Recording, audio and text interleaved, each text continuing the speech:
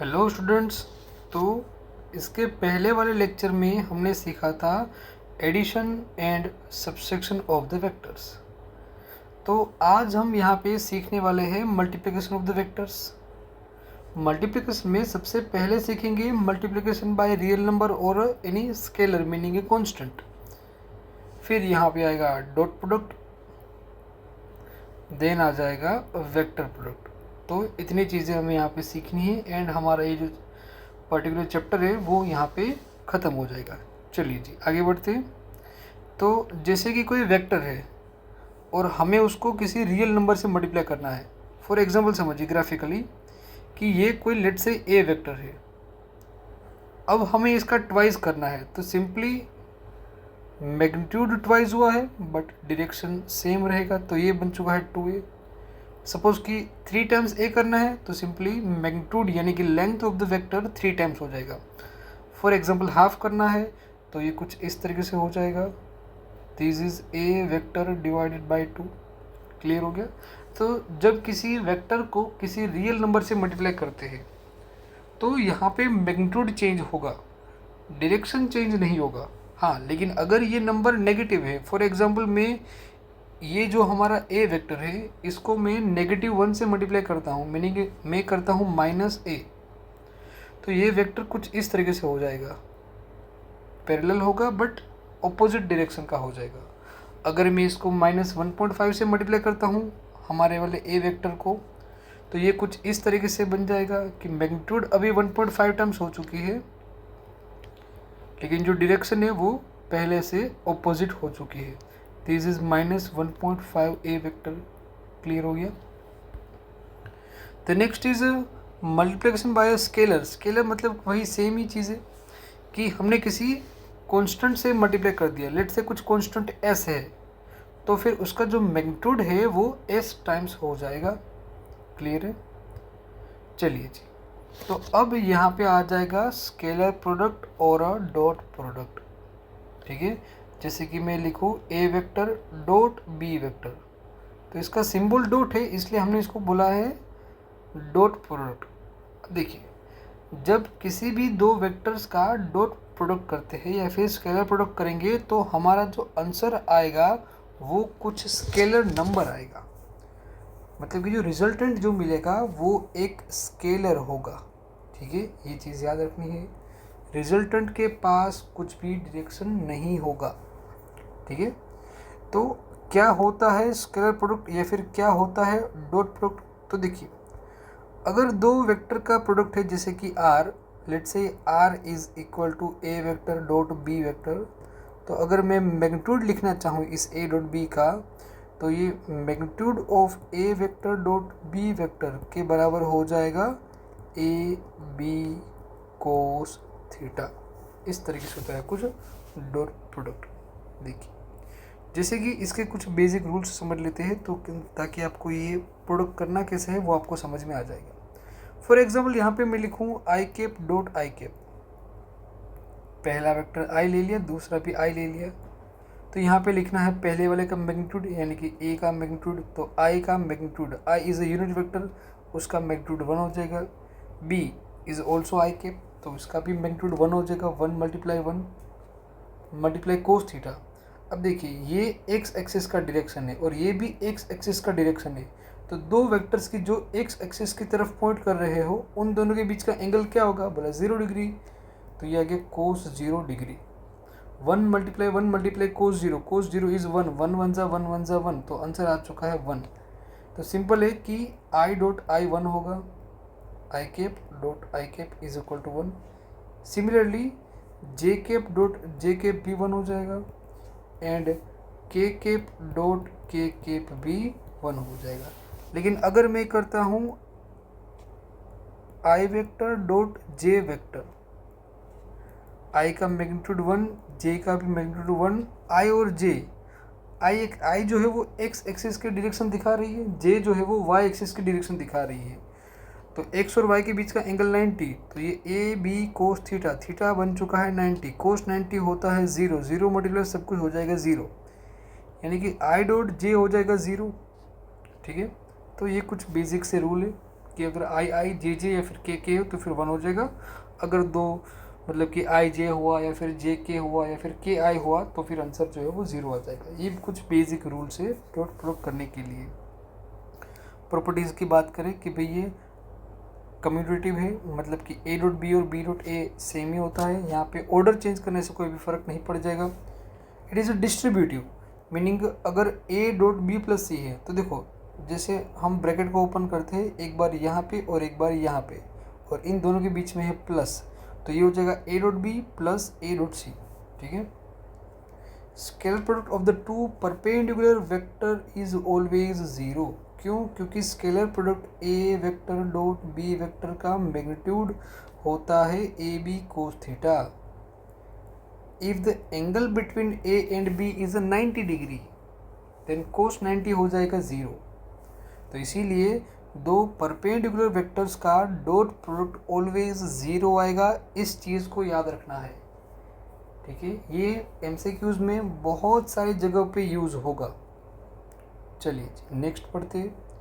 Scalar product of the two parallel और anti parallel vector is equal to the product of their magnitude. Simple, देखो ये formula है a dot b is equal to mod a mod b cos theta. If they are parallel और anti parallel तो theta 0 हो जाएगा या फिर 180 हो जाएगा। कोस 0 1 होता है या फिर कोस 180 -1 होता है। तो सिंपली यहाँ पे आएगा ये प्लस और माइनस ए इंटू बी।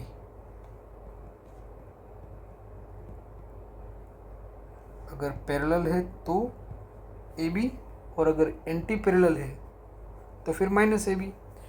मीनिंग यहाँ पे जो डॉट प्रोडक्ट है उसका जो मैग्नीट्यूड होगा वो दोनों के इंडिविजुअली मैग्नीट्यूड के प्रोडक्ट के बराबर होगा in the case when these vectors are parallel or anti-parallel। फिर आ गया next, scalar product of the vector with itself is equal to the square of its magnitude. क्यों भाई? देखो ए डॉट ए कर दिया तो ये मोड ए कोस थीटा हो गया। अब किसी भी ए वेक्टर का ए वेक्टर के साथ कितना एंगल होगा? ऑलवेज 0। कोस 0 1 होगा, तो ये हो चुका है ए स्क्वायर। फिर यहाँ पे अभी हमने जो बात करी थी वही कि भाई आई डॉट आई जे डॉट जे के डॉट के 1 होगा, आई जे के आई 0 हो जाएगा।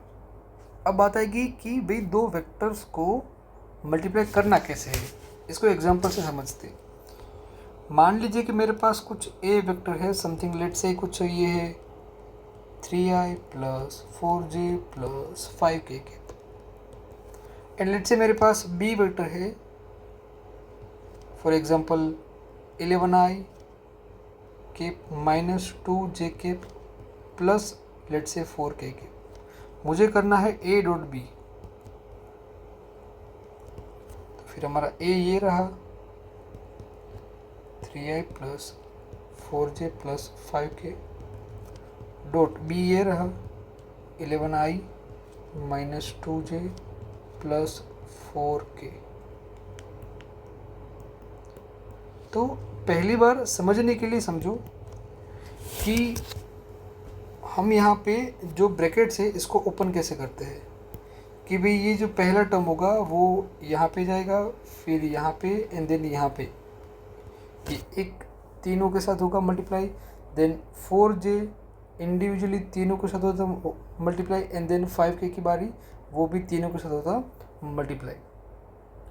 तो जब पहले टर्म से जब मल्टीप्लाई करेंगे तो i डॉट आई 1 हो जाएगा, i डॉट जे 0 हो गया, i डॉट के भी 0 हो गया। मतलब कि ये i और i इन दोनों का ही मल्टीप्लाई करना है। सेम वे में y का y के साथ ही मल्टीप्लाई करना पड़ेगा और z का z के साथ ही मल्टीप्लाई करना पड़ेगा। ऑल अदर केसेस वाले सारे 0 हो जाएंगे। तो सिंपली x का मल्टीप्लाई करो, y का मल्टीप्लाई करो, z का मल्टीप्लाई करो, तो 11 3 हो गया 33, i डॉट आई 1 हो जाएगा। तो फिर याद रखना कि यहाँ पे i j के नहीं आएगा। फिर y वाला टर्म तो 4 और वहाँ पे है -2, 4 2 जाता है 8, साइन नेगेटिव, 5 एंड 4 5 4 जा 20, तो हमारा आंसर कितना आ जाएगा यहाँ पे 33 माइनस 8 ये हो जाएगा 25, 25 प्लस 20 ये हो जाएगा 45। तो a डॉट बी वेक्टर का मैग्नीट्यूड कितना आ चुका है? बोला 45 फॉर दिस एग्जांपल। ठीक है। तो यहाँ पे जो आंसर आया समझिए ये 45 आया, ये एक नंबर आया। जब भी हम किसी दो वेक्टर्स का डॉट प्रोडक्ट करेंगे आंसर एक नंबर ही आ सकता है, वो वेक्टर नहीं आएगा।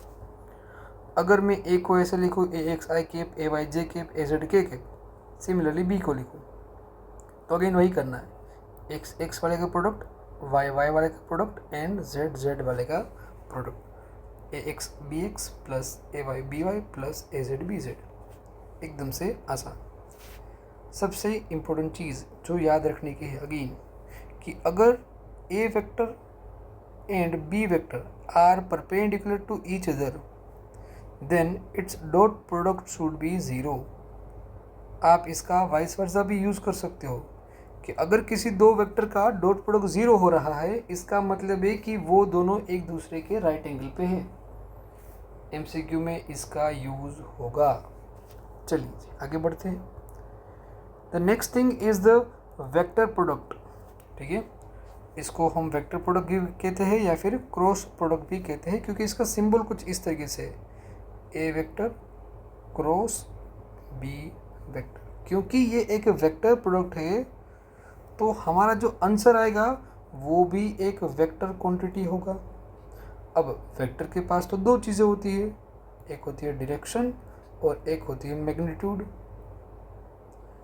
तो अगर आप वेक्टर प्रोडक्ट में सिर्फ मैग्नीट्यूड निकालना चाहते हो तो उसके लिए एक अलग फॉर्मूला है, और वेक्टर प्रोडक्ट से कंप्लीट वेक्टर फाइंड करना चाहते हो मतलब कि मैग्नीट्यूड विथ डायरेक्शन, तो उसके लिए एक अलग फॉर्मूला है, मतलब कि अलग मेथड है। चलिए जी सब कुछ करते हैं। तो सबसे पहले आएगा रिप्रेजेंटेशन, कि भाई इसको रिप्रेजेंट कैसे करते हैं। लेट से यहाँ पे एक सी वेक्टर लिखा है कि लेट से एक मेरे पास ए वेक्टर है, इसका मैं क्रॉस प्रोडक्ट करूँगा किसी दूसरे वेक्टर के साथ, लेट से बी वेक्टर, तो मुझे रिजल्टेंट जो मिलेगा वो कुछ सी वेक्टर मुझे मिलेगा। ठीक है, अब बात आएगी कि अगर मुझे मैग्नीट्यूड फाइंड करना है तो फिर क्या होगा। तो देखो, magnitude of A vector cross B vector is given by mod A multiply mod B multiply sine theta, where theta is angle between A vector and B vector. यहाँ से हमें मिलेगा सिर्फ और सिर्फ magnitude of the cross product. ठीक है, जो डॉट प्रोडक्ट जो था वहाँ पे था mode a mod b cos theta, जब क्रॉस प्रोडक्ट होगा तब आएगा mode a mod b sine theta. इन दोनों में गलती नहीं होनी चाहिए। फिर बात आएगी कि भाई ये हम क्रॉस प्रोडक्ट जो है वो करते कैसे हैं। ठीक है, तो सबसे पहले यहाँ पे उसके कुछ बेसिक रूल्स हम यहाँ पे समझ लेते हैं, फिर हम आगे बढ़ेंगे। कि जैसे कि यहाँ पे है कि ए क्रॉस बी का जो मैग्नीट्यूड है वो होगा mod a mod b sine theta. तो वापस अगर मैं यहाँ पे करूँ i dot i, sorry i cross i, तो मेरा आंसर क्या आएगा। अब मोड फर्स्ट वाले का मोड 1 हो गया, मल्टीप्लाई सेकंड वाले का मोड 1 हो गया, मल्टीप्लाई साइन थीटा, आई और आई के बीच का एंगल तो 0 हो जाएगा, साइन 0 है वो 0 हो जाएगा, तो सब कुछ जो है वो 0 हो जाएगा। मतलब कि यहाँ पे अगर आई क्रॉस आई करूँ तो इसका आंसर 0 होगा। सिमिलरली अगर मैं जे क्रॉस जे करता हूँ तब भी आंसर 0 आएगा, और अगर मैं के क्रॉस के करता हूँ तब भी मेरा आंसर 0 आएगा। ठीक है, चलिए नेक्स्ट। इजी रखने के लिए आपको ऐसा कुछ याद करना पड़ेगा कि इधर आई लिखा, इधर जे लिखा, इधर के लिखा, और यहाँ पे एक सर्कल बना दो जो कुछ क्लॉकवाइज डायरेक्शन में घूम रहा है। ये याद होगा तो फिर क्रॉस प्रोडक्ट को याद करना इजी हो जाएगा। देखो, अगर मैं लिखता हूँ आई क्रॉस जे, तो फिर आई से स्टार्ट करो, क्रॉस जे, जे पर जाओ तो उसका आंसर जो है वो एक के आएगा। ठीक है, तो आई क्रॉस जे का आंसर हो जाएगा के। सिमिलरली अगर मैं लिखूँ जे क्रॉस के, तो भाई जे से स्टार्ट करो, जे क्रॉस के, तो आंसर आएगा आई। तो यहाँ पे ये हो चुका है आई। सिमिलरली के क्रॉस आई करेंगे तो उसका आंसर जे आएगा। लेकिन अगर मैं करता हूँ आई क्रॉस के, तो देखो आई से स्टार्ट करा, के पर गए, ये उल्टा गए, इसलिए हमारा आंसर यहाँ पे होगा -j। मतलब कि अगर क्रॉस प्रोडक्ट करने के लिए अगर हम यहाँ पे क्लॉकवाइज घूम रहे हैं तो आंसर पॉजिटिव आएगा, और अगर एंटी क्लॉकवाइज घूमेंगे तो आंसर नेगेटिव आएगा। एक छोटी सी चीज़ है जिसको आपको याद रखना होगा। हमने मैग्नीट्यूड का फॉर्मूला देख लिया कि भाई a क्रॉस b जो है वो होता है mod a mod b sin theta. फिर अगर मुझे वेक्टर प्रोडक्ट करके अगर मुझे वो वेक्टर ही फाइंड करना है तो फिर हम कैसे करेंगे, तो देखो लेट्स से मेरे पास एक कोई a वेक्टर है, a vector is given bye ax I cap plus ay j cap plus az k cap.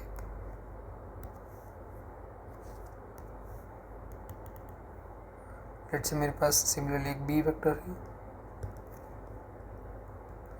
bx I cap plus by j cap plus bz k cap. अब मुझे करना है इन दोनों का क्रॉस प्रोडक्ट और मुझे resultant vector मुझे find करना है।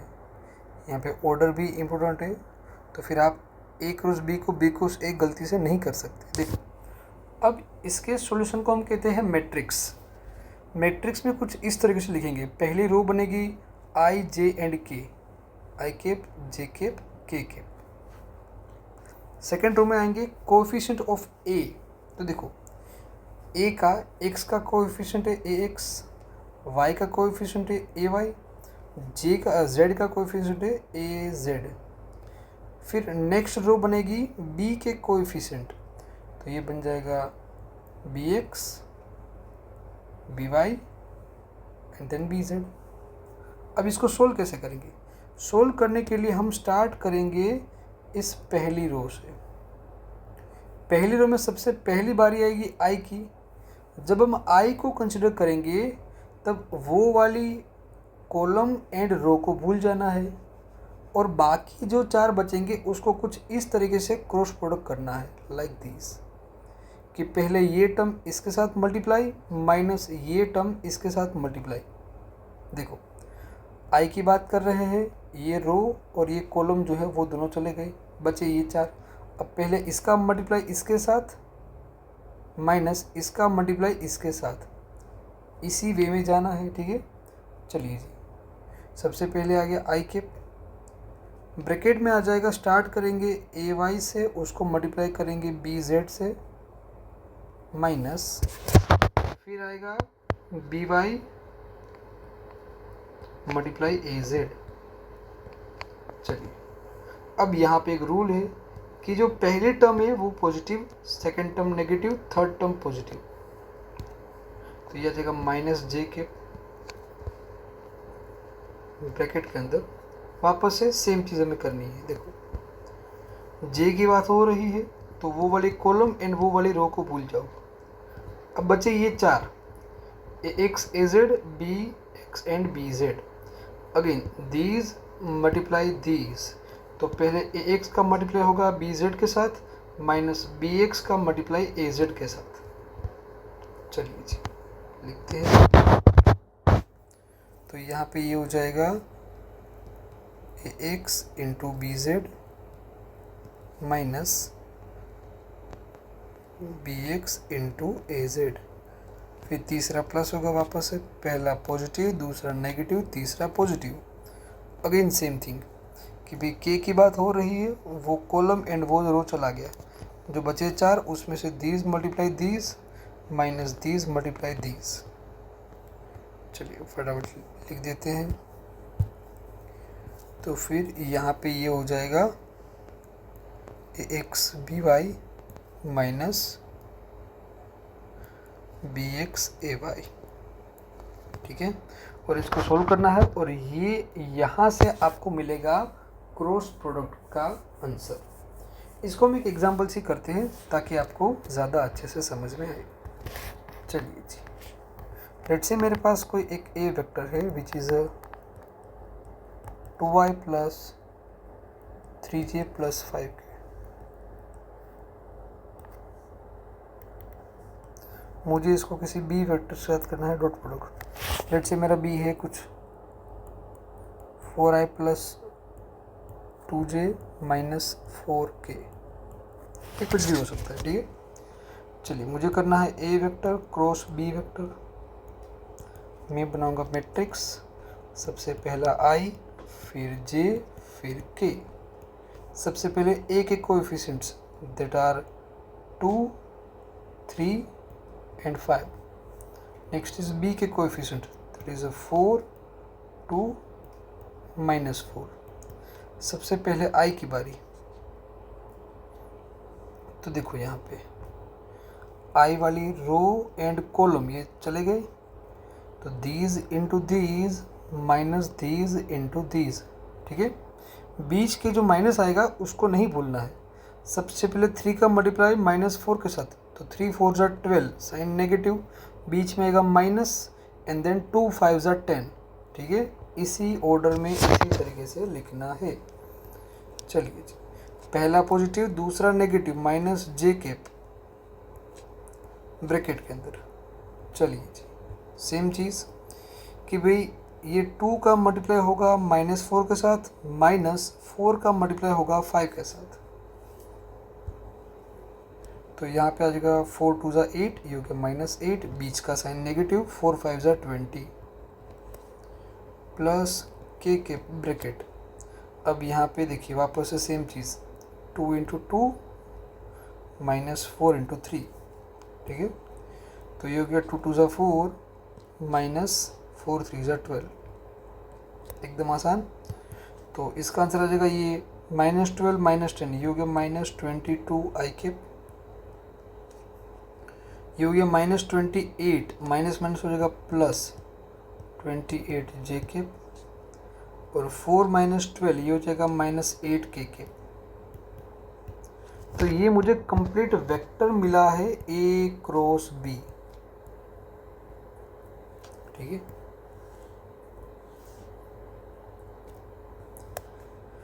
अब लेट्स से मुझे पता है कि मुझे a क्रॉस b का मैग्नीट्यूड चाहिए, तो मैं इधर से भी निकाल सकता हूँ। अब मेरे पास लेट्स से एंगल नहीं है, तो मेरे को इधर से ही निकालना पड़ेगा a क्रॉस b का मैग्नीट्यूड।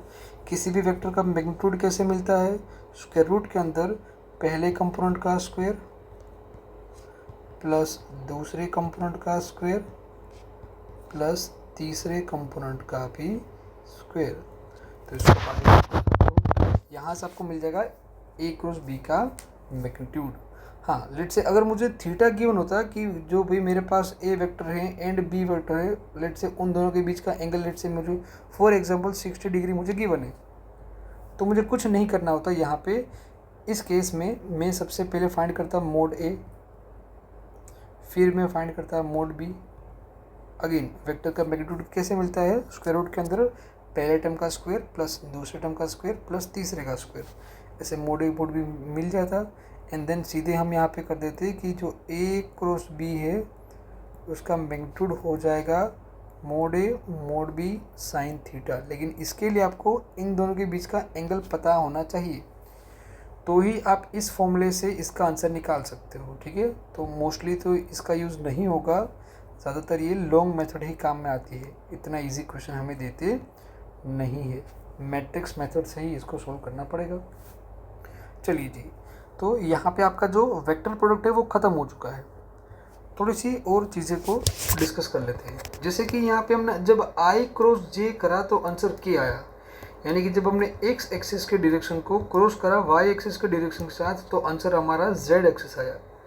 तो जब किसी भी दो वेक्टर का हम करेंगे क्रॉस प्रोडक्ट, तो जो रिजल्टेंट हमें मिलेगा वो दोनों इंडिविजुअल के साथ 90 डिग्री पे होगा। इस चीज़ को भी याद रखना है। फॉर एग्जांपल अगर मैं बोलूँ कि लेट्स से ये एक मेरा प्लेन है, एक सरफेस है, यहाँ पे ये मेरा था ए वेक्टर, इसके साथ लेट्स से 60 डिग्री या फिर 30 डिग्री पे मेरे पास था कोई एक बी वेक्टर। तो अगर मैं करता हूँ ए क्रॉस बी, अगर मैं करता हूँ ए वेक्टर क्रॉस बी वेक्टर, तो मुझे रिजल्टेंट वेक्टर जो मिलेगा वो इन दोनों, ये दोनों वेक्टर्स जिस प्लेन में है उस प्लेन के परपेंडिकुलर में ही मिलेंगे ऑलवेज, ठीक है। जब भी आप करोगे ए क्रॉस बी, तो ए और बी जिस प्लेन में होंगे उस प्लेन के परपेंडिकुलर में ही आपको रिजल्टेंट वेक्टर मिलेगा। ये होता है वेक्टर प्रोडक्ट के लिए। जैसे कि यहाँ पे इसके डायरेक्शन को फाइंड करने के लिए एक मेथड भी दिया है, इसको हम बोलते हैं राइट हैंड थंब रूल लो। सिंपली ए जिधर है उधर हमारी फिंगर्स को हमें पॉइंट करना है, फिर जिधर बी है उस बी के डायरेक्शन में हमें फिंगर्स को कॉल करना है।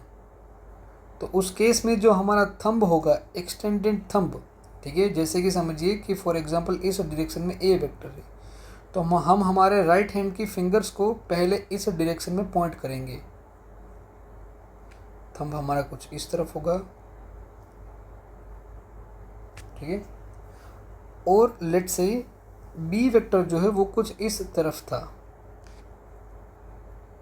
तो अब हम ए से बी की तरफ फिंगर्स को कर्ल करेंगे लाइक दिस। तो ये जब हमारी फिंगर्स को कर्ल करेंगे तब हमारा थंब आया वर्टिकली अप डायरेक्शन में, मतलब कि जो रिजल्टेंट सी वेक्टर जो होगा वो इस ए और बी के प्लेन के परपेंडिकुलर में होगा। इसको बोलते हैं राइट हैंड थंब रूल लो, या फिर आप इसको स्क्रू रूल से भी याद कर सकते हो कि सिंपली ए को रखो एंड ए से बी की तरफ स्क्रू को घुमाओ। अब स्क्रू जिस तरफ जाएगा ऊपर या फिर नीचे उस डायरेक्शन में होगा हमारा सी वेक्टर। ये राइट हैंड थंब रूल ज़्यादा इजी है एंड 12th में भी इसका यूज़ होगा, ठीक है। तो ये था हमारा वेक्टर प्रोडक्ट। बस एक लास्ट छोटी सी एक चीज़, that is a division of a vector by scalar. जैसे कि मेरे मान लीजिए मेरे पास कोई ए वेक्टर है, for example this is a vector. अब मैं इसको डिवाइड कर दूँ 2 से, तो a/2 कुछ इतना हो जाएगा, मैग्नीट्यूड वाइज आधा एंड डायरेक्शन सेम, एकदम इजी। बाकी हाँ, 2 वेक्टर्स का डिवीज़न का कोई प्रोसेस नहीं है, मतलब कि ए वेक्टर डिवाइड बी वेक्टर ऐसा कुछ भी होता नहीं है, ठीक है। चलिए, ये आपका स्केलर्स एंड वेक्टर्स चैप्टर जो है वो ख़त्म हो गया।